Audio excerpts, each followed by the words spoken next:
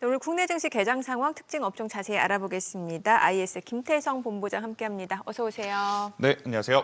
네, 오늘 기다렸습니다. 오늘 또 시장 얘기 좀 구체적으로 해봐야 되는데 네, 자, 어제 보니까 4,400을 훌쩍 뛰어넘었고 신기록이었고 이제 오늘은 조금 쉬어가는 모습인데 뭐 사실 또 그동안 많이 올라갔으니까 쉴 때도 있고 그런 거 아니겠습니까? 그렇죠. 근데 개인 투자자분들과 시청자분들의 마음은 쉼없이 올라갔습니다. 쉼없이 올라가도 약간 불안하잖아요. 네, 좋겠다라는 마음가짐들이 다들 있으실 것 같은데 네. 이 정도의 조정은 사실 제가 생각한 것보다 장 초반의 낙폭은 좀 큰 편이긴 합니다. 네. 그렇지만 어제 삼성전자와 SK하이닉스가 상승한 폭을 생각을 해보면 이 정도의 조정은 그래도 불편하더라도 겪고 싶지 않더라도 일단 지나가야 되지 않겠는가라는 의견을 조심스럽게 드려보도록 하겠고요. 두 종목의 낙폭 대비해서 지금 외국인들의 수급 변화를 보면 물론 장 시작한 지 25분밖에 되지 않았기 때문에 지금의 흐름을 가지고 오늘 장 전체를 판단하기에는 조금 어렵겠습니다만 그렇게까지 많은 매도 물량은 아니니 걱정하실 필요는 없지 않겠는가라는 생각이 듭니다. 일단 간밤에 저는 어떤 생각을 했냐면 외국계 그동안의 여러 가지 뉴스를 보면 항상 좋은 뉴스를 내보이고 매도를 하고 네. 나쁜 뉴스를 내보내고 매수를 했던 그들의 패턴이 좀 생각나더라고요. 어제 간만에 JP모건을 포함해서 굉장히 여러 매체들이 동시다발적으로 삼성전자에 대해서 특히 디램의 가격에 대해서 지금보다 70%더 올라갈 것이다라는 이야기들을 많이 했었어요. 네. 근데 좀 찝찝하더라고요. 하필 마이크론 테크놀로지가 간밤에 또 갭상승 이후에 약간의 밀려 내려오는 모습을 좀 보였기 때문에 오늘 우리나라 증시도 그 영향을 좀 받고 있는 상황임은 조금은 감안하셔야 될 것 같고요. 그래도 변하지 않는 팩트 중에 하나는 뭐냐면 디램의 가격은 여전히 더 올라갈 가능성이 높고 지금 젠스랑 CEO의 CES 발언을 좀 종합적으로 판단을 해보면 여전히 올 한 해 우리나라 기업들에게는 위기가 아니라 기회일 수 있겠다라는 의견을 한번 드려보도록 하겠습니다. 오늘처럼 이렇게 조정 받을 때 조금씩 모아가는 것도 나쁘지 않겠네요. 근데 사실 조정의 폭이 어제 기준으로 보면 좀 낙폭이 커 보이지만 차트로 보면 아찔하죠. 그렇죠. 아직 예. 주봉이라든지 월봉을 보면 이건 조정이라고 보기에도 아직까지는 큰 변동성은 아니다라고 보여져서 가지고 계신 분들은 빠르게 매도하실 필요는 없을 것 같고요. 또 이제 신규 매수하고자 하시는 분들 또한 지금 이 조정은 너무 적극적으로 공략할 필요는 없지 않겠는가. 저는 개인적으로 이번 주에 삼성전자 잠정 실적 발표 그리고 네. 컨퍼런스 콜을 보고 나서 진행을 해도 괜찮다. 아니면 조금 더 여유롭게 보신다면 다음 주 초, 그러니까 다음 주 이때쯤 한번 매수를 하는 것도 괜찮지 않겠는가라는 의견을 드리도록 하겠습니다. 이 두 종목 지금 목표 주가 증권사에서 어느 정도 제시하나요? 제가 얼마 전에 확인했을 때는 삼성전자가 18만 원, SK하이닉스가 88만 원 이 정도 기억을 하는데 네. 혹시 더 상향 조정이 됐나요? 일단 저도 제가 본 기준 안에서는 그 가격대가 예, 지금 예. 가장 높다고 지금 보여지고 화면에 나오네요. 있고요. 글로벌 IB는 20만 원까지. 그러니까 이제 저거는 이제 우리나라 레포트는 아니고 예, 이제 외국계 해외. 쪽에서 예. 봤을 때는 20만 원을 좀 이야기를 하는데 그게 이제 공교롭게도 어제 나왔어요. 어제. 저녁에 나오면서 제가 방금 말씀드렸던 것도 이렇게 연속 2거래일 동안 강하게 상승한 날 저렇게 또 좋은 뉴스를 내보이면 안 그래도 상승에 대한 피로도도 있는데 저런 뉴스가 나온다? 내일 다소 차익 매도 물량이 나올 수도 있겠다 생각을 했는데 아니나 다를까 지금 아침부터 네. 삼성전자, SK하이닉스가 그렇게 또 좋지 못한 모습을 보이고 있는데 좀 아쉬운 건 안타깝다라고 표현을 해야 되는 게 맞을 것 같습니다. 또 이런 날 개인 투자자들만 장 초반부터 정말 적극적으로 매수를 하는 분들이 많거든요. 네. 지금 이럴 때는 적극적인 대응보다는 조금 더 흐름을 보시면서 선택을 하는 게 맞지 않겠는가라는 의견 드리겠습니다. 또 SK하이닉스 하면 예전에 그 직접적인 밸류 체인으로 거론되는 기업 중에 하나가 한미반도체였단 네. 말이죠. 본딩 업체로서도 그렇고 어제 흐름이 굉장히 좋았어요. 특히 이제 장 마감하고 나서 그 대체 거래소에서 주가가 막 네. 폭등을 하는 모습이었는데 한미반도체는 어떨까요? 왜냐면 이게 여쭤보는 게 이제 1월 달이면 보통 그 반도체 소재 부품 장비 이쪽으로도 좀 네. 온기가 확산될 수 있다 이런 전망들이 꽤 있었거든요. 일단 간밤 미증시에서도 그 여파가 여실히 드러났죠. 예. M7 기업들 안에서는 굉장히 혼조권의 흐름을 보였다면 네. 램 리서치라든지 어플라이드 머티리얼즈와 혹은 ASML과 같은 기업들, 그러니까 장비주들, 부품 소재주들 같은 경우에는 굉장히 좋은 모습을 보였거든요. 그래서 지난주, 지지난주 혹은 12월 달 같은 경우에는 삼성전자, SK하이닉스를 우선적으로 픽했다면 일단 1월 달 같은 경우에는 지난주 금요일, 월요일 굉장히 이 두 기업의 상승세가 가팔랐지 않습니까? 그에 따른 지금 피로도라든지 약간의 차익 매도 물량이 나올 수 있는 구간에서는 이제부터는 오히려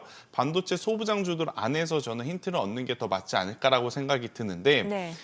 작년 뭐 2분기, 3분기 때처럼 모든 장비주가 올라간다 생각은 조금 내려놓으셔야 될 것 같습니다. 아무래도 이제 선택적인 접근이 필요하지 않을까 싶은데 그중에서 단연 지금 돋보이는 것은 한미 반도체이고 제가 지난주에도 한미 반도체 이야기를 왜 강조를 드리고 갔냐면 결국엔 지금 다른 장비사들 같은 경우에는 레거시 관련해서 증설에 대한 이야기를 누구 하나 총대 메고 하지 않고 있는 상황이 디램의 가격 때문에 그렇거든요. 네. 반대로 HBM 같은 경우에는 서로 본인들이 더 잘한다, 본인들이 더 점유율을 많이 가지고 올 거다라는 이야기를 합니다. 네. 그렇다면 여기서 지금 갈리는 게 기존의 레거시 장비 관련주들 같은 경우에는 쇼티지 현상이 나타나니 당연히 수요는 있을 겁니다. 하지만 증설하겠다라는 이야기에 그 받는 영향보다는 좀 덜하다라는 거죠. 반대로 한미반도체 같은 경우에는 마이크론도 삼성전자도 지금 HBM3 이 8단, 12단이 문제가 아니라 HBM4에서 뭔가 이제는 새로움을 보여줘야 되는데 그것과 가장 연결고리가 강할 가능성이 높은 기업이 바로 이제 한미반도체이기 때문에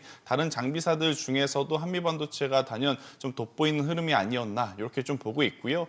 여기서 조금 더 저는 여러분들이 시선을 확장을 해봐도 괜찮을 부분 중에 하나는 낸드 쪽이 아닐까라는 생각이 듭니다. 네. 미국 내에서도 계속해서 이제 레거시라든지 HBM만 움직이는 것이 아니라 낸드, 비메모리 쪽과 같은 기업들도 다들 이제 움직이기 시작을 하는 상황이 있고 또 타이밍 공교롭게도 오늘 현대차가 지금 상승하는 이유가 자동차 많이 팔려서 혹은 많이 팔릴 것 같다 이게 아니잖아요. 그렇죠. 로봇 때문인데 네. 또 이쪽에도 이제 시스템 반도체 비메모리 또 어떻게 보면 업황 전체적으로 굉장히 또 호재성 뉴스가 많아서 그 피라미드의 가장 정점에는 당연히 삼성전자가 있겠지만 그 하위단에서 보면 뭐 하나 머트리얼즈, 하나 마이크론과 같은 기업들에게도 저는 기회가 충분히 올 가능성이 높다라는 의견 드려보도록 하겠습니다. 그 앞서 저희가 네. 증시타임에서도 체크해봤던 내용인데 그 소형 모듈 원전 SMR이라고 네. 하죠. 이게 보니까 이제 국가 전략 기술로 이제 지정할 가능성까지 얘기가 나오고 있는데 사실 뭐 AI 쪽에서는 뭐 데이터 센터 전력 수요 급증할 수밖에 없고 이러면은 원전 소형 모듈 원전은 조금 더 이제 접근성이라고 해야 되나요? 좀 그런 측면에서 용이할 수 있다 이런 얘기 많이 나왔었잖아요. 그렇죠. 그리고 어제 두산 에너빌리티가 굉장히 강했지 않습니까? 네. 그리고 지난주 금요일 날 뉴스케일 파워가 급등을 하기 시작을 했어요. 네. 그리고 나온 주말 사이의 뉴스가 사실 베네수엘라 사태 때문에 조금 묻히긴 했지만 어떤 뉴스가 있었냐면 대형 원전에 대해서는 미국 본토에서도 경쟁성에 대한 가격에 대한 고민들을 굉장히 많이 하는 것 같아요.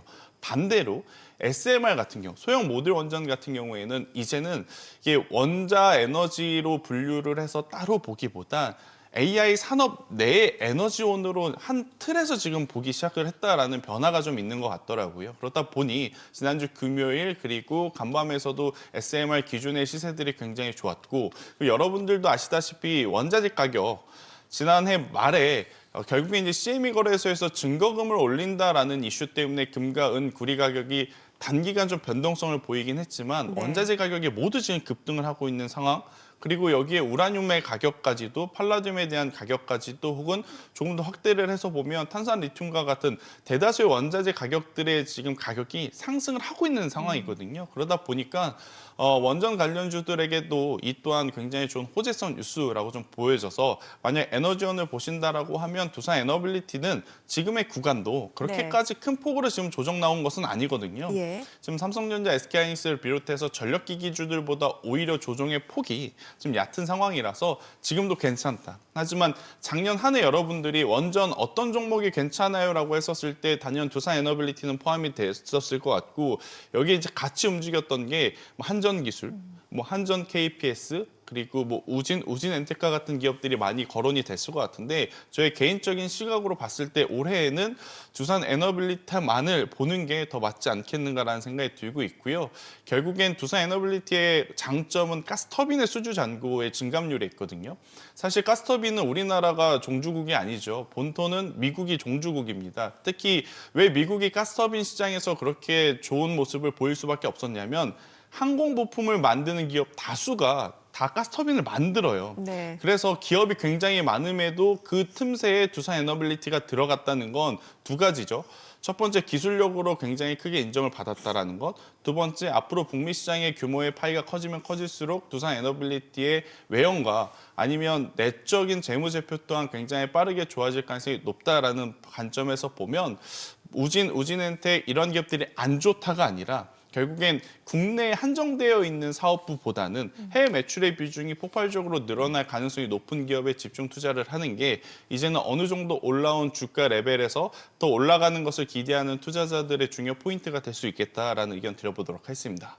그래서 그럼 원전 쪽은 두산 에너빌리티만 좀 압축해서 보는 게 좀 더 좋을 수 네. 있다 이런 말씀이신 거고 앞서 그 로봇 얘기 저희가 좀 더 해보면 좋을 것 같은데 아무래도 이제 CES 쪽에서 젠슨항 그 연설 보게 되면 이제 피지컬 AI 중요성에 대해서 언급이 되고 네. 그러다 보니까 이제 현대차 그룹주들 많이 올라가는데 혹시 로봇주 내에서 좀 탑픽으로 보는 종목이라든지 어떤 쪽으로 봐야 되는지 알려주실 수 있을까요? 일단 로봇 같은 경우에는 저는 이제 휴머노이드 로봇 쪽을 볼 것이냐 네. 아니면 약간 로봇 부품사를 볼 것이냐 좀 나눠야 될 것 같은데 어제와 오늘 시장에서는 옥석 가리기를 좀 제대로 해주지 않았나라는 생각이 들어요. 일단 우리나라 시장 기준으로 보면 미우나 고우나 현대차를 먼저 보는 게 맞을 네. 것 같다라는 생각이 들고 있고 기술적으로 조정이 먼저 나온 쪽에서 보면 저는 지난주와 마찬가지로 자동차 플러스 로봇을 하는 쪽이 보다 안정적일 수 있겠다. 대표적으로 현대 위아, 현대 모비스, HL 만도 혹은 여기에 한 가지 더 포함을 해보면 SL까지도 괜찮지 않겠는가?